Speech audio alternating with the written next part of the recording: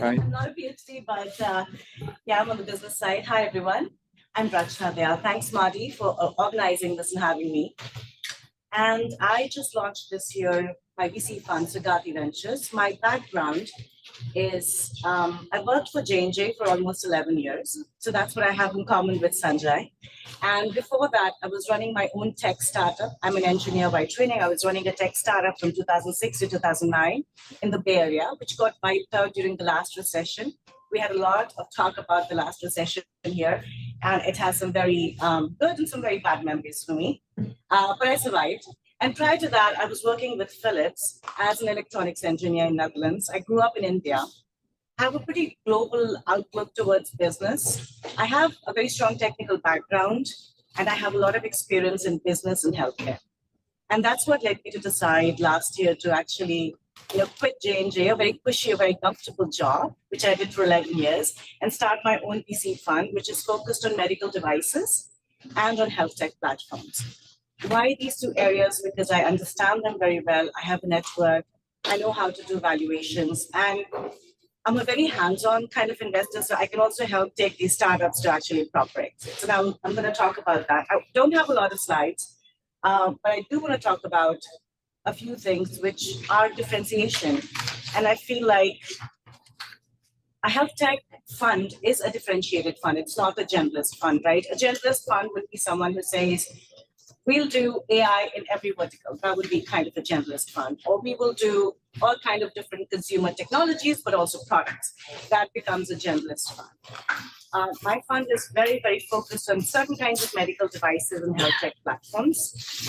And the differentiation that I'm building with my network is that I tend to co-invest a lot with very big strategic companies.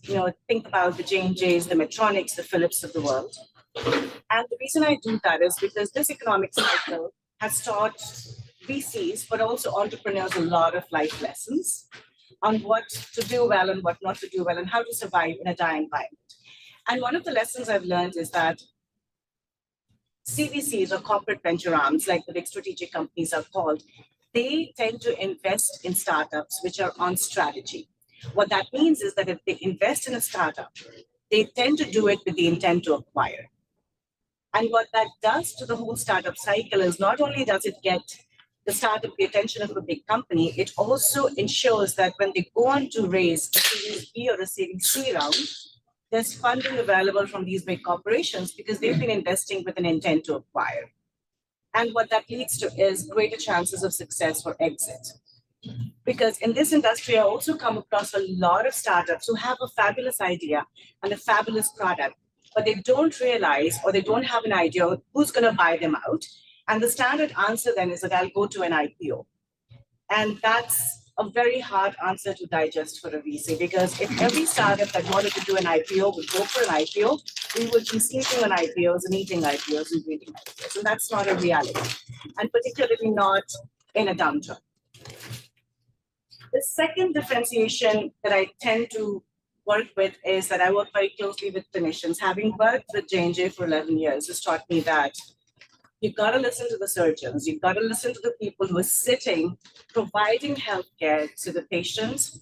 And these clinicians can tell you the moment they hold a surgical tool, they will tell you whether it's going to integrate well in their workflow or not.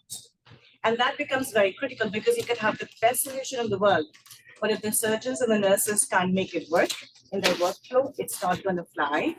And in the end, it will not be used. The third differentiator, having worked in healthcare, is that a really good understanding of how money flows in the healthcare system. A lot of times I come across health tech platforms that entrepreneurs tell me that, the consumer or the end patient will pay for it. And that's a moment where I seriously decide if I should just walk away, because in the healthcare system, there's very few things that a patient can pay out of pocket, right? It has to be reimbursed by the payers, and a hospital system has to be able to provide reimbursement codes and a description of how the service was rendered to be able to get reimbursed. And that's how everybody gets paid. Be it the surgeon, the hospital administrator, or the nurses. And if you don't understand that, and unfortunately in the Silicon Valley, I do come across a lot of tech entrepreneurs who are starting to enter health tech, without an understanding of the payer market, right? So when I look at that, there's two options for me. It's either educate the entrepreneur on the payer aspect, help them to do it. And the only way I can help them if I'm connected and I have the ideas myself or the connections and the knowledge myself, or walk away from that deal and say, I don't know how you get to an exit or successful growth. So those are the three kind of differentiations I tend to work with, which, ideally should never be overlooked in a healthcare fund. We take it for granted having worked in the healthcare system, and I'm assuming that investors will understand the differentiation that brings. I want to give you an example of the kind of deals I look at. I have a deck that I've shared with Marty, which Marty can circulate, which has a lot of other examples. But this one is particularly interesting because I think it shows the whole process of what takes a company to success in healthcare. And so Solenic Medical, you can go and Google it. And in June of this year, they announced investment by JJDC, so the venture investment arm of Johnson & Johnson. This deal actually came to me through a sports surgeon who is a very prolific investor in new technology himself. And the way he invests in technologies is he's working with patients, he's doing surgeries all the time, and he knows where the pain points are. And he knows where technology or solutions fail for patients or for the clinicians providing care. And so he shared a deal, which is Solenic Medical, with me, and I started doing due diligence on it. And the way I did due diligence was I reached out to a couple more surgeons who would use this. I reached out to a couple of strategic big companies, including Johnson & Johnson, to ask them if this would be on a product roadmap for them, right? And then started doing number crunching, valuations, database, looking at detailed look at the databases, their animal data, and everything came back very, very promising. And the key consideration for me to invest was three things here. One, this is backed by surgeon data that says, oh my God, if there's something like this, we could save, $200K per patient per infection, if that infection happens after surgery. And in the best case, you're actually saving limbs of patients. You're saving arms and legs that would have to be amputated. You cannot cure the infection. So the impact was beyond question, right? The second thing I looked at was the animal data convincing enough, good enough to invest in so that they could go to clinical trials. The animal data was superior, it was par excellence. That was the second point. Data is important. And the third point was that strategic companies, big strategic companies were interested in them and already talking to them for deals, just like Sanjay mentioned. He's having these conversations, right? By the way, he and I don't know each other, so he didn't pay me to sell him, but just saying that's a good process to have. With that third point, I was like, okay, I'm convinced I'm going to put down my money on this. And I did that in September last year. And they were able to close the round with J&J in March earlier of this year, but they won't be allowed to announce in June because, PR with big companies takes time. The latest news is that they're progressing in the clinical trial, the data is coming back good, and they will probably get $2 additional million of investment from the big strategic company. What that means is, if you translate that, what that means in business is they're getting closer and closer to acquisition, which means exit for the investors and the athletes. And this is one example, but this demonstrates the thought process and my own investment philosophy as I set up the fund. No one person or a team of 3 or 4 people can do it alone, right? So you need an ecosystem to make venture investments actually. And ecosystem means you need to get good deals, you need to have a great deal flow. You need to have people in your ecosystem who can actually do the due diligence with you. You should never do due diligence with the knowledge of 2 or 3 people for very complex technologies because you don't control the market. The market is controlled by what's happening with the banks, unfortunately, and the federal, economic system, and the global economic system. The market is controlled by what big strategic companies decide that their roadmap is going to be, because they have the capacity to put millions and billions of dollars into research and acquisition and company growth. So they are really deciding the future of health in this case. Then you got to talk to people who deliver care. You got to talk to patients. So the ecosystem has to be very compellingly strong to be able to make the right decisions. And that's what I've actually been building. One other complication in medical devices is that You can produce really good data with prototypes, but is the device manufacturable at scale? So you really need good manufacturers. You need to have access to people who can help these entrepreneurs take these devices and make them actually a success so that once they have their final approval or de novo or whatever it is, they can actually go and sell the devices at the rate at which the demand is going to increase. So the supply can actually match the demand if the device is good. Because if that fails, no matter how successful you are, you will fail. There's a lot that goes into ecosystem building. I'm trying to demonstrate a few pillars of that. There's a lot that's not mentioned here, but that comes with yours. And there's another angle to it, which is distributors. I'll be very honest with you, right? Being able to strike the right financial deals with the distributors becomes very critical. And medical devices is a space where you will see things like the same product will be distributed by different companies in different regions. So it's a very fragmented and a very globally active market. But once you understand the nuances, then you know where to invest and how to take companies to success. I'm a very strong proponent of active investing. You can't just write a check and then disappear and expect the entrepreneur to actually, come back and say, here's your 10x return. That doesn't work, right? One of the entrepreneurs sat down with me when I was evaluating the company and looked at me squarely in the eye and said, Rachna, I don't want dumb money. You will be a smart investor, right? And that says everything. Because no one entrepreneur can do everything on their own. No one investor can do everything on their own. No one LP can do everything, right? And so this is my differentiation, the understanding of the marketplace, knowing how to take companies to success. I'm raising a fund which is targeted at $50 million. I'm raising it at a downturn, which means that I'll probably get better deals than I would have 2 years ago, which is a differentiation like this medical one. Another name I can mention is Tempo Therapeutics. I've listed 6 examples of the different kind of companies in my slide deck that Marty will circulate, which gives you a flavor of things in medical devices and in health tech platforms that excite me, that I'm passionate about. None of these things are trivial. These are things that actually either save lives, save limbs, or help us live healthier longer, or provide access to care where care is available, but people don't know how to access it, or our healthcare systems are failing. So these things are driven out of passion, they're driven out of need, and most importantly, as an investor, they're all reimbursable. And I think that's a key word in healthcare. I'm ready to take questions. So the payor is insurance or healthcare, like hospitals, or? The payers are insurance in US. As you go global, the payer, so in US, it would be private and government, Medicare, Medicaid, and then private insurances. If you go to Europe, in many countries, it's the government that is the payer. And when you go to Asia Pacific or other emerging markets, Latin America probably, or even Africa, people pay for healthcare in many countries from their own pockets. So it is the individual, the patient, and their families that are paying. So are you going to be investing in US-based companies or companies in Europe or companies in Asia? Where's the money going to be spent?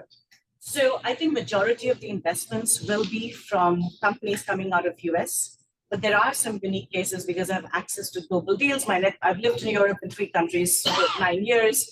I have a lot of deals that come to me from that way. It's much easier for me and faster for me to verify things here.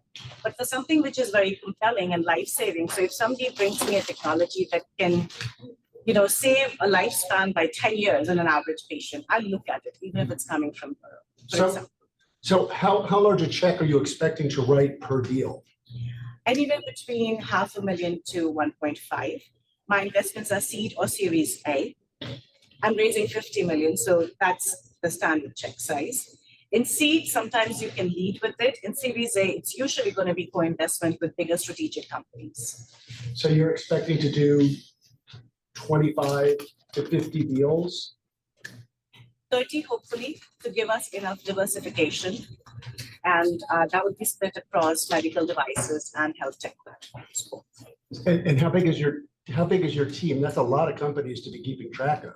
So the team right now, I have a venture partner with me who's a clinician, and I'm the sole GP at this point. I have another person who is committing as a GP. He comes from a big strategic company.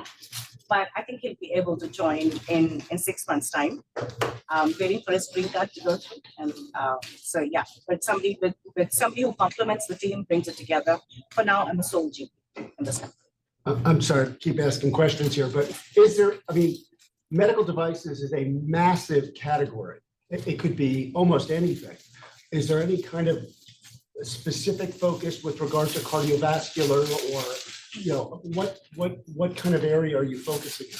So, you know, we're going through an era where medical devices are becoming more mobile. What I mean by that is things for which you needed to have a big machine by your bedside can be done by a scanner right now, right? So you've got ultrasound scanning. So I'm definitely investing in more mobile care because that makes care more accessible, right? So if you think about one of the companies that is still in stealth mode, but we're working for is changing the way blood pressure will be measured, because blood pressure measurement is not continuous, like glucose measurement, turn continuous and change the life of people, right? And actually save lives. That same revolution needs to happen in some other vital measurements like blood pressure, right? So, and that's a very mobile device. It's like going to be a thin band that you can wear, and it's going to give you signals. It's mobile, it's integrated. So it's going to be mobile medical devices. Other area, given my expertise also that I'm looking at, is there's a lot of innovation happening where you can combine material science with what I would call the body's immune system responses, right? So you can create, for internal wound healing, it is very hard and you lose lives and organs when that doesn't happen very well after trauma.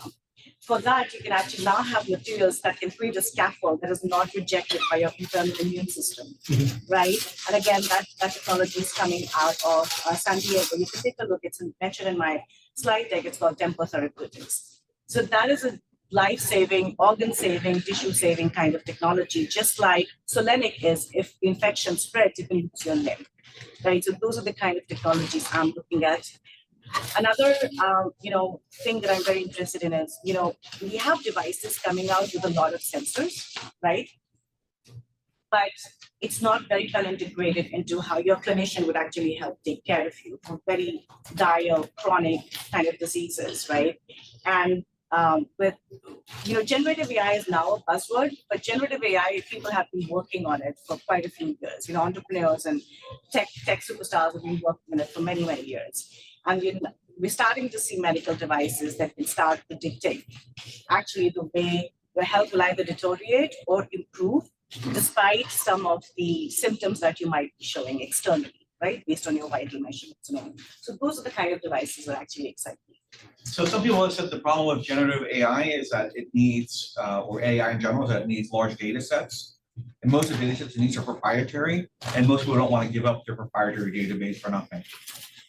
So generative AI does need data sets. And when you start talking about medical grade generative AI, that's probably measurements that have been taken over longitudinal studies, right? There's a lot of longitudinal study databases that are available with universities that up until now could not be used to the full extent because there were people looking at it, not an AI model passing it, right? So we do have those data sets available.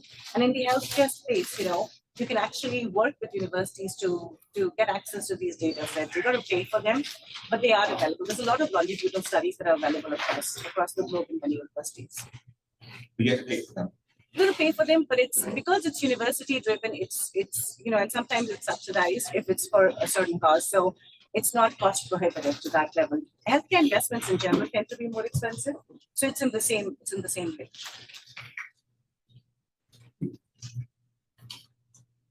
I've had people come to me and say that they have data sets that to sell them with $11 billion.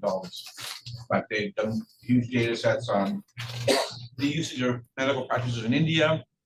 It has aspects to the Indian diaspora. And as a result of that, the value is tremendous in terms of treatment of different illnesses. To be very honest, I haven't come across anybody giving me that figure so far. And I've worked in a big strategic company. $1 billion for one data set is like, I'm talking about, with hundreds of thousands of records. that still sounds very, very high to me. So maybe that is because we're selling it to people who don't have access to these networks, right? So here's the network effect that I was talking about. Yeah, oh, that was great. Yeah, The I also ecosystem wanted you to advantage. expand on these incubators and accelerators and how you have access to them and how they might work with you and are any of them co-invest in what you're doing. So if you can just expand on that. Yeah, so Berkeley, I'm going to go to one example. Berkeley Skydeck, for example, it's in the UC health system right here. UC health system, for example, across, San Diego, Berkeley, UCSF, Irvine, whatever it is, there's a lot of good research happening. Berkeley Skydeck particularly interests me because they tend to host global entrepreneurs that come from all over the world.